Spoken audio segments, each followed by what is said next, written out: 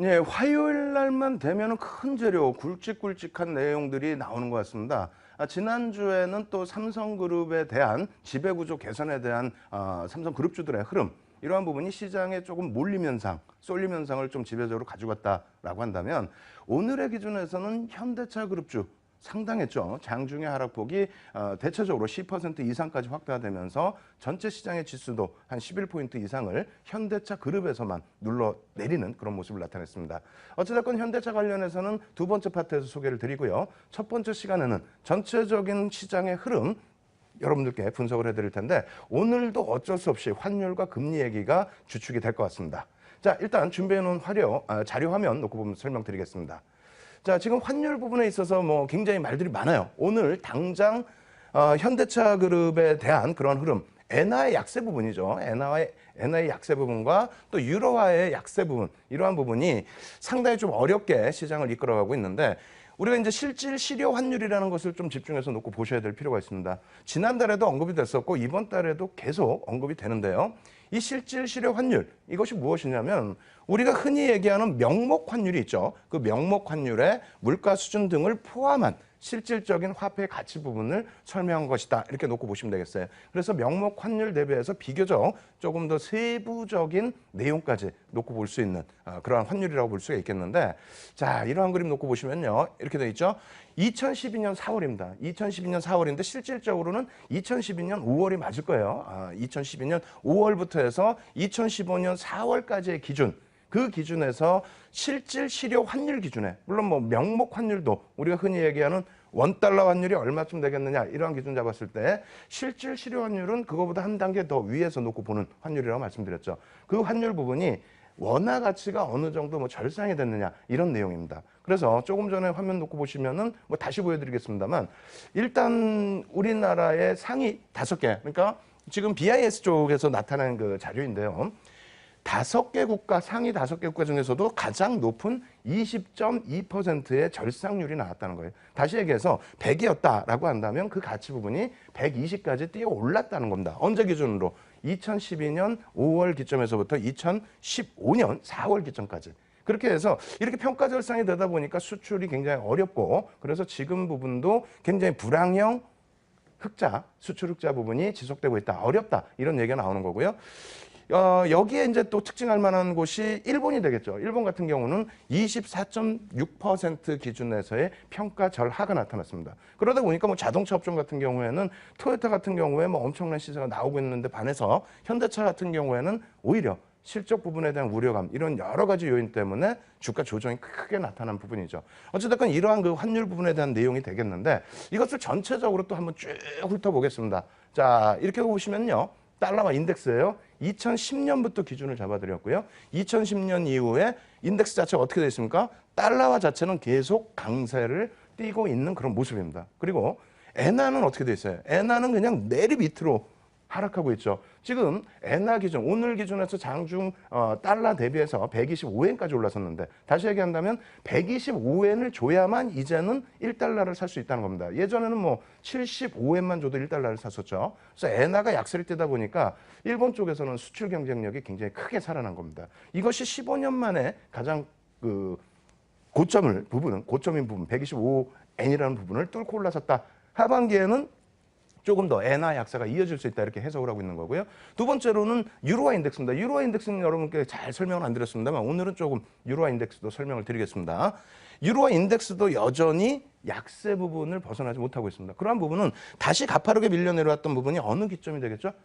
양적 완화 기점에서 조금 더 유로화의 약세가 이어졌다는 겁니다. 미국의 금리를 인상하게 되면 어떻게 될까요? 유로화의 약세는 조금 더 이어질 가능성이 높다는 거고요. 이러한 전체적인 내용, 뭐 위안화까지 놓고 보셔야 되는데, 위안화 부분은 그나마 그동안에 여러분들께 형성됐었던 내용이 어떻게 돼 있죠? 위안화 자체의 강세, 달러 대비해서의 강세는 지속돼 왔었는데, 최근 들어서는 이제 그 미국의 출구 전략이 가시화된다라는 내용 가지고 위안화도 좀 어느 정도는 정체되어 있습니다. 하지만 IMF 쪽에서는 위안화 부분에 있어서는 이제 더 이상 환율 조작국이 아니다라는 언급까지 했어요.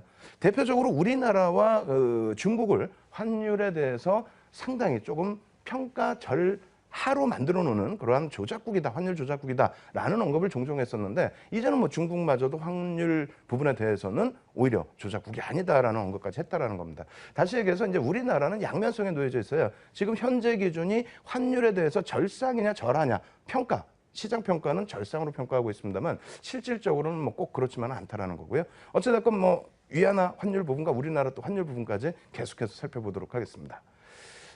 일단은 뭐 나중에 한번 다시 정리를 해드리겠습니다만 일단 원 위안 일봉 차트 놓고 보시게 되면 크게 부담스러운 요인은 사실상 없습니다.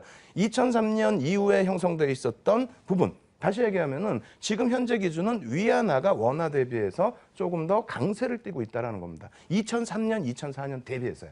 다시 얘기한다면 지금 중국 쪽으로의 수출과 수입이 확대돼 있는데 이러한 환율 부분은 조금 그렇게 뭐 부정적이진 않다라고 해석을 해드리는 거고요. 자, 이러한 전체 내용이 어떤 흐름 때문에 연동이 되는 거죠? 자, 이런 부분이 있습니다. 국제금융위기, 리먼 브라더스 사태, 그리고 1차 유로존, 2차 유로존 위기, 3차 유로존 위기, 그리고 출구 전략 이렇게 나오게 되면서 이제 환율 부분은 위쪽으로 방향성을 줬었고요. 그런 흐름이 급격하게 시장이 안정된다고 해서 급격하게 원화가 강세를 띈 것이 아니기 때문에 수출주들이 그동안 뭐 시장을 좀 견인해 왔던 것이 사실입니다. 근데 지금 부분은 이러한 명목 환율은 이 정도 위치에 놓여져 있다 할지라도 실질 실효 환율 부분에 있어서는 상당히 절상이 돼 있다라는 해석이 나오고 있다라는 거죠. 정말 그런지는 뒷부분에 제가 결론을 내드리는데 미리 힌트를 드린다면은 굳이 겁먹으실 필요는 없다라는 것을 미리 말씀을 드립니다. 추가적인 내용, 자, 원화 환율 변동 추이 역시 보시고요. 그리고 엔화, 일본 엔화의 변동 추이 보시고, 그리고 영국 파운드화도 내년부터 금리를 인상합니다만 달러와 대비해서의 기준이에요. 달러와 대비해서는 역시 약세를 띠고 있는데 정확하게 놓고 보셔야 될 부분이 2006년부터 해서 약세를 띠고 있다는 부분입니다. 죄송합니다. 2014년부터 해서 그때부터 해서 약세를 띠고 있다는 거고 캐나다도 마찬가지고요. 중국 위안화 부분도 역시 마찬가지입니다. 따라서 우리가 이제 금리 부분을 놓치고 갈 수가 없는데 이러한 절상절하의 요인은 무엇이 가장 기준이 된다고요? 지난주에 보여드렸던 그 내용입니다. 미국의 기준금리가 2008년 12월 16일 이후에 멈춰져 있었는데 이제는 어떻게 한다고요? 빠르면 9월부터라도 인상을 하겠다라는 내용입니다. 그렇게 된다면 전체적인 부분에 있어서 뭐 환율 긍정적으로 똑같이 흘러가야 되는데요. 그렇지 못하다는 이유가 일단 영국도 내년부터는 금리 인상을 한다고 하고 있죠. 그래서 기준금리 멈춰 있는 상태에서의 흐름. 그리고 유럽 기준금리는 멈춰 있는데 여기서부터 문제가 발생되는 겁니다. 미국은 금리를 인상을 하는데 그렇다면 똑같은 국가에서 똑같은 환율의 흐름이 나와야 되는데 유로화가 약세를 띠는 이유는 이쪽은 금리는 내릴 만큼 다 내렸습니다. 그러고 나서 이제 더 이상 할 게 없으니까 양적 완화를 단행해 버리는 거죠. 거기에 호주 쪽도 지금은 동결입니다만 추가적인 금리 인하 가능성이 열려 있다라는 거고요. 인도는 오늘 또 추가적으로 금리를 인하했어요. 중국과 마찬가지로 고금리에 형성돼 있기 때문에 인하 부분이 더 강조될 수 있다라는 부분입니다. 거기에 일본도 마찬가지로 제로금리에서 양적 완화를 지속할 수 있다는 것을 계속 언급을 하고 있죠. 이 부분에 대해서 문제가 된다는 거예요. 그래서 우리나라 같은 경우에도 지금 현재 어떻게 됐습니까?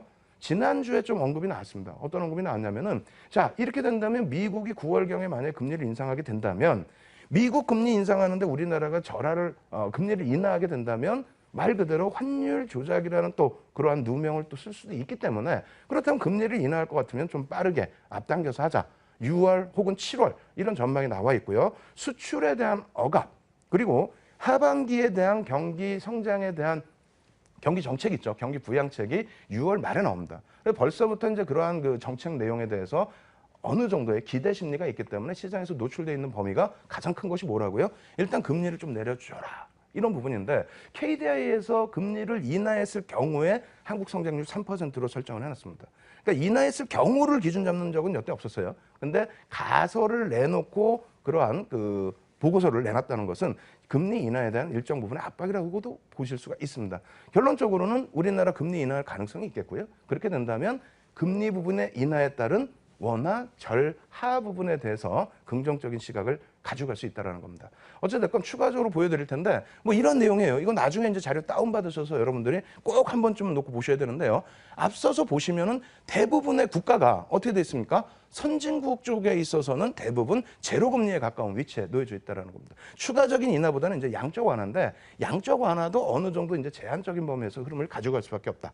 그리고 여타 뭐 인도 같은 경우는 추가 금리를 인하했습니다만 인도라든가 중국이라든가 이런 쪽, 뭐 브라질이라든가 이런 쪽은 금리를 조금 더 내릴 수 있고 러시아 같은 경우는 지금 어떻게 돼 있어요? 루블화가 굉장히 절하가 돼버렸죠. 너무 크게 절하가 되다 보니까 러시아 같은 경우는 오히려 지금 150bp까지 내린 그 금리 인하 부분에서 다른 정책도 어느 정도는 고민을 할 겁니다. 어찌됐건 그 선진 시장 쪽에서의 금리 베이스는 어느 정도 막혀 있고 양적 완화 부분도 이제는 추가적으로 공격적인 양적 완화보다는 시장이 좀 안정세를 취할 수 있는 그러한 수준으로 갈 수 있다. 그리고 뭐 이머징 마켓이나 이제 브릭스 같은 경우에는 추가적인 금리 인하를 할 수는 있습니다만 사실상은 우리나라에 미치는 영향력은 다소 제한적이라는 게 윤 정부의 의견입니다. 어찌됐건 우리나라 부분도 이제 현재로서는 제가 원래는 금리 인하라는 부분은 거의 없을 거다라고 말씀드렸지만은 오히려 지금 시점에서는 금리 인하에 대한 압박이 계속 표출되어 있는 거고요. 이 부분을 환율 부분으로 다시 해석을 해서 여러분들께 설명을 드리겠습니다. 자, 놓고 보시게 되면요. 월봉 기준 해야 되겠어요. 월봉 기준은 굉장히 먼 기간을 놓고 보여드리는 거죠. 지금 위치가 사실상 어떻습니까? 가장 중요한 부분이 이럴 때 지금 뭐 수치가 잘 안 보이겠습니다만 2007년 10월 달에 900원이 이탈됐었습니다. 그때 뭐 시장에 문제가 있었나요? 물론 서브프라임이 터지면서 문제가 발생되긴 했습니다만 그럼 다시 놓고 따질 때 그 앞부분에 1100원이 급격히 이탈되는 그러니까 2004년도에 10월경에 원화가 강세를 띠기 시작해서 1100원이 급격히 이탈되는 흐름이 나왔었지만 어떻게 됐습니까? 시장은 2004년 이후에도 2007년까지 엄청난 상승 랠리. 특히 2004년도 뭐 상반기를 기준으로 조금 더 땡겨서 놓고 말씀을 드린다면은 일단 뭐 2004년 상반기 기준에 조정받았던 폭이 700포인트예요. 그죠? 2004년 4월 저점이 700포인트입니다. 그거 대비해서 하반기에 원화가 1,100원을 깼습니다만 시장은 결국은 2,000포인트를 넘겼다는 거죠. 그래서 지금의 원화 강세, 만약 강세로 표현한다면 이 부분에 대해서는 아직까지는 사실상은 일정 범위는 여유가 있다. 물론 수출입 관련해서 문제가 일부 있을 수 있겠지만은 시장 관련해서는 그렇게 크게 위축되실 필요는 없다라는 겁니다. 다만 여기서 이러한 부분에 이제 또 문제가 직접적으로 제시가 되는 거죠. 원앤 월봉 차트입니다. 원앤 월봉 차트를 놓고 보시게 되면은 역시 마찬가지로 지속적으로 하락을 하다 보니까 자동차 업종 같은 경우에 굉장히 힘들게 진행이 된 거고요. 하지만 제가 다시 이것도 해석을 해드린다면 저쪽 왼쪽 보십시오. 왼쪽 보시면 어떻게 돼 있어요? 원엔 환율 기준에서 7.43원. 그러니까 100엔당 743원까지 밀려 떨어져 내려갔었다는 거죠. 언제요? 역시 2007년도 기준입니다. 물론 그 앞전의 흐름에서도 강세를 지금보다의 강세를 띠고 있었던 것이 사실이고요. 그때 시장이 무너졌느냐? 아니죠. 자동차 업종 그리고 전체적인 환율 문제 때문에 수출 업종이 멈춰져 있었을 뿐이지 시장 랠리는 지속이 됐다는 겁니다. 자, 다시 보겠습니다. 원 유로입니다. 원 유로 같은 경우에도 일단은 유로화 부분의 결제 부분도 우리가 상당히 있는데 유로화 환율이 유로 자체가 약세를 띠다 보니까 이러한 부분도 어렵지 않느냐? 역시 똑같은 해석입니다. 아시겠죠? 왼쪽 보시면은 그 수준 범위. 그러니까 너무 지금부터 해서 시장이 뭐 급락이 연출되거나 그런 어려운 부분으로 해석하지 말자라는 거고요. 이러한 부분들 다시 정리를 해드립니다. 아까 보여드릴 때 뭘 보여드렸어요? 어떤 거 보여드렸어요? 실질 실효 환율 기준에서 2012년 5월부터 2015년 4월까지 그때 기준에서는 어떻게 됐습니까? 우리나라 20% 수준의 절상이다. 실효 환율이에요. 근데 그것이 이제 명목 환율을 놓고 볼 땐 조금 차이가 있습니다. 어찌됐건 제가 기준점 잡는 부분은 2014년부터예요. 왜? 2014년 그 하반기 특히 4, 4분기부터 해서는 본격적인 미국의 금리 인상 얘기가 나오면서 글로벌 환율이 같이 움직였거든요. 그리고 우리나라가 여기 잘 보시면은요. 4월 저점이 여기입니다. 환율. 1,008원이에요. 1,008원.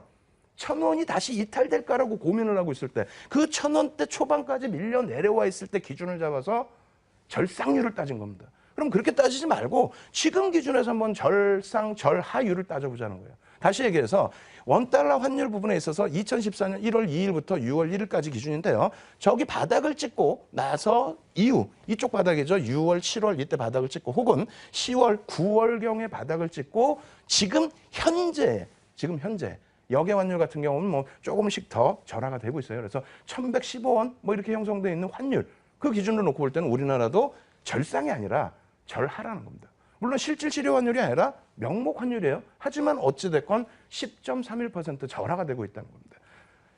문제가 엔화의 기준이 되겠는데 엔화가 23.85 절하인데 그 앞부분에 사실상의 그 환율을 놓고 보시면은 지금 당장 이렇게 절하만 된 것이 아니에요. 그 앞에 2013년, 12년, 11년 그때도 계속 절하를 진행해 왔었다는 거죠. 그 문제가 그렇게 크지는 않습니다.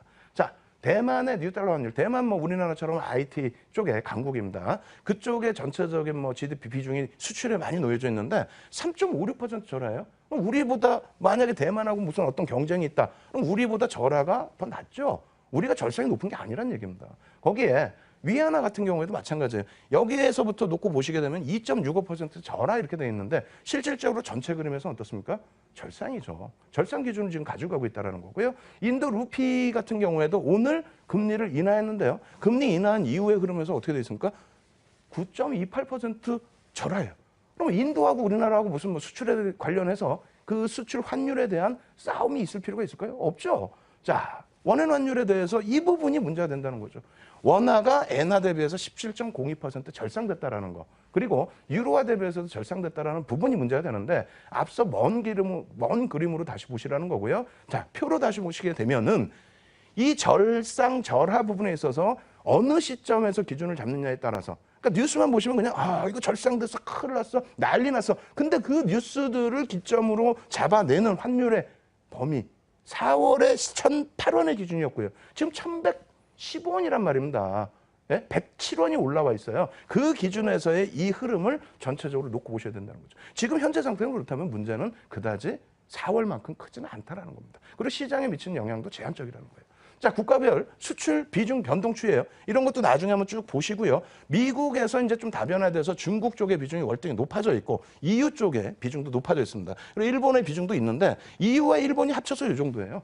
네? EU와 일본에 합쳐서. 그리고 수입도 마찬가지가 되겠고요. 여기서 중요한 부분은 뭐가 되겠습니까? 결제 통화가 되겠죠. 결제 통화 비중 놓고 보십시오. 한국의 그 수출 결제 통화 비중 2000년부터 2014년까지인데 야, 너무 먼 기간 아니냐라고 하신다면 짧게 끊어드리겠습니다. 2011년, 2012년은 연간 기준에서의 결제 통화입니다. 그리고 나머지 부분이 이제 월간 기준에서의 결제 통화인데 놓고 보시는 것처럼 엔화와 유로 부분이 이 정도 범위가 되겠죠. 이 정도 범위에서의 퍼센테이지가 어떻게 된다? 엔화와 유로 결제입니다. 뭐 문제는 조금 있을 수 있겠습니다만 그렇게 크게 우려하실 만한 범위는 아니다. 수입도 역시 마찬가지입니다. 아시겠죠? 이러한 부분이 내용이 굉장히 어려울 수 있어요. 그렇지만 결론적으로는 어떻게 돼 있다? 결론적으로는 이렇게 보시면 돼요. 환율, 금리 어렵다. 그럼 윤정수가 그냥 다 해석할 테니까 여러분들은 편하게 계십시오. 왜? 윤정수보다 더 유능하신 분들이 다 분석해서 내놓지만은 시장에서는 어떻게 돼 있어요? 우리는 시장에서 그날 게 중요한데 4월 달 저점 찍고 있는 1,800원 기준 그런 기준에서의 환율을 논하고 있으면 안 된다는 거죠. 지금 현재 1,115원 하고 있는 환율 그리고 삼성전자가 150만 원을 찍을 당시의 환율이 1,130원입니다. 15원뿐이 안 남았어요. 금리 인하하면 어떻게 되겠어요? 그 환율 올라가겠죠. 그럼 삼성전자 그 환율 기준에서의 가격 되찾을 수가 있지 않습니까? 엔화 부분이 문제가 있다면 원달러 환율 놓고 보시면 된다는 거고요. 전체적인 수급 부분도 제 해석이 만약에 크게 문제가 있다, 잘못됐다라고 한다면 주도 세력의 수급이 바뀌어야죠. 예를 들어서 외국인이 공격적으로 시장을 부정적으로 보고 매도를 한다든가 혹은 기관이 공격적으로 매도를 한다든가 그 부분에 대해서 표 준비해봤습니다. 일단 매번 보여드리는데 매번 이제 업데이트한 거예요. 2014년 10월부터 해서 금리 인상 또 환율 변동폭 상당히 커졌죠. 외국인들 어떻게 돼 있습니까? 2015년 1월까지 매도인 것처럼 보여집니다만 자사주 매입이 크게 들어왔었다는 거죠. 포트 정리였고요. 그 밑에 부분 어떻게 돼 있습니까? 내리 순매수예요. 이번 달도 지금 내리 순매수. 오늘 현대차 공격적으로 4,700억 정도 매도한 것 감안하면은 그 부분에 있어서도 내리 순매수입니다. 죄송합니다. 4,700억이 아니라 거래 대금이 한 4,700억 됐고요. 1,000억 이상의 매도를 했죠. 외국인들이. 그러한 부분에 있어서도 오히려 오늘 기준에 매수 기조가 시장에서 연출됐기 때문에 긍정적이다. 그리고 기간은 매도처럼 보여집니다. 투신권에서 매도했기 때문에. 하지만 오히려 연기금은 어떻게 됐습니까? 내리 순매수입니다. 11월에 820억 매도한 거 빼고는 내리 순매수, 지금까지도 순매수. 그럼 양쪽에서 쌍끌이를 하고 있다? 그것이 지표상으로 다시 차트상으로 놓고 보시면 이런 그림이 되겠죠? 어떻게 돼 있어요? 상당합니다. 지금 이 박스권에 넣어드린 부분 4월 10일부터예요. 4월 10일 자리까지 되밀어놨어요. 거의 그 수준까지 되밀어놨어요. 이거 어떻게 할 겁니까? 4월 10일부터 해서 들어 올려놨었던 매수 강도, 이쪽에서의 매수 강도, 그리고 추가적인 반등이 나올 때 매수 강도, 그것을 합산하면은 외국인이 6조, 연기금이 1조 5천억 수준, 합산해서 7조 5천억을 여기서 매수했다는 거예요. 엄청난 겁니다. 엄청난 거예요. 예전에 상승 랠리 있을 때 한 달에 2조, 3조만 매수를 해도 시장의 상승률은 어마어마했죠. 그죠? 그런 걸 감안했을 때 이 박스권에서 평균 2130포인트의 외국인과 연기금이 쌍끌이로 7조 5천억 매수했다? 지금 시장 어렵더라도 힘내십시오. 지금 시장 끝난 거 아닙니다. 힘드시면 월봉 차트 보시고요. 글로벌 시장, 사상 최대의 고점 행진하고 있는 글로벌 시장 놓고 보십시오. 그렇다면은 여러분들 부담이 없을 겁니다. 아시겠죠? 그렇게 놓고 보시고 마지막으로 그럼 이 상황에서는 어떤 종목을 놓고 보셔야 되는지를 설명드릴 텐데 기존에는 뭐라고 그랬어요? 기존에 말씀드린 내용은 지난주에 수출주 그리고 금리 관련해서 금융주 또 증권주 이런 거 놓고 보자고 말씀드렸잖아요. 역시 뭐 금리 수혜주 뭐 이런 거 다 따져보실 수 있는데 오늘은 시장에서 가장 큰 하드가 된 게 엔화 부분이잖아요. 엔화 부분이기 때문에 엔화가 계속 약세를 띠고 원화에 대한 평가 절상에 대한 언급이 있다라고 한다면 엔화 부채가 많은 기업, 일본 수입이 많은 기업, 일본 여행 기업 뭐 이런 쪽에 뭐 지금 뭐 메르스 문제가 불거지긴 했습니다만 그러한 부분의 심리적인 요인을 벗어날 수 있다면 이러한 종목군들에서 놓고 보셔야죠. 이 종목이 너무 많죠? 굉장히 어려우시죠? 그래서 말씀드립니다. 그래서 오늘도 여전히 마찬가지로 시청하시는 분들 시간이 끝나면 방송이 끝나면 11시부터 8.15 TV를 통해서 여러분들께 무료 교육방송 진행해 드릴 겁니다. 시가총액 뭐 1조 이상짜리 종목에 대한 향후 추세 부분 정확하게 또 AS 해드릴 테니까 많이 참여하셔서 이 정보 내용 가지고 가시고요. 내일도 있습니다. 내일도 장중에 교육방송 진행해 드립니다. 그래서 지금 첫 번째 시간의 시황이 지난주에도 조금 길어졌고 이번 주에도 길고 내용도 좀 많이 어려운 부분이 있는데 다시 결론 내드립니다. 엔화 부분과 그리고 금리와 환율 부분에 있어서의 모든 문제점은 맡겨놓으십시오. 맡겨놓으면 제가 지금 현 시장에 맞게 분석을 해드릴 거고요. 그에 대한 업종군들은 지난주와 이번 주 여러분들이 확인하시면서 오히려 좋은 공략 포지션을 잡아나가실 것을 권해드립니다. 첫 번째 시황 시간은 이렇게 해서 마무리를 해드립니다.